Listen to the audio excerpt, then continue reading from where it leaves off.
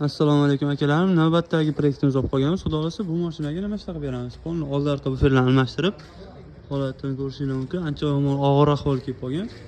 Polni polirovka, ichlarini, himchiskalarni chiroq qilib beramiz. Polni sochib yechib olganmiz mashinani, ko'rishingiz mumkin akalarim. Mashina yili 2017-yil. Akalarimiz faqat minibdi-da buni. Xudo xolasa bu mashinani chiroyli qilib polni polirovkalarni, himchiskalarni, old orqa bamperlarni chiroyli qilib almashtirib, mashinani yana mana bunday zavod holatiga olib kelib beramiz. Ko'rishingiz mumkin, bu mashinamiz ham xuddi shu holatda edi. Buni yaxshiroq edi-yu. Polni buni ham X-loy polirovkalarni qilib, salonlarni chiroyli himchiskalarni qilib berganmiz. Ko'rishingiz mumkin akalar. Bitta mehnatga baho berib qo'yasizlar. Ishlari ham moshina chiqqan. Mashina nok bo'lganmi? Kimga shunaqa xizmatlarimiz kerak bo'lsa, pastdagi raqamga aloqa qilib kelaverasizlar.